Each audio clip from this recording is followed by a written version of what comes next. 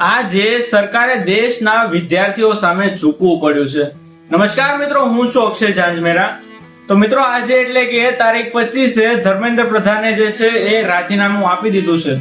એક મહિનાથી જંતર મંતર ઉપર જે દેશભરના વિદ્યાર્થીઓ ડેરો નાખીને બેઠા હતા, આજે વિદ્યાર્થીઓને જીત થઈ છે.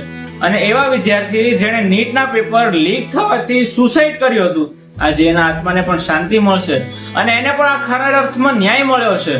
હવે મારે સરકારને એટલી જ વિનંતી છે કે જે પણ વિદ્યાર્થી આ પ્રોટેસ્ટમાં ભાગ લીધો હતો એની ઉપર કોઈ ખોટા કેસ કરવામાં ના આવે અને આ પ્રોટેસ્ટ પૂરો થયા પછી કોઈ પણ વિદ્યાર્થીને હેરાન કરવામાં ન આવે.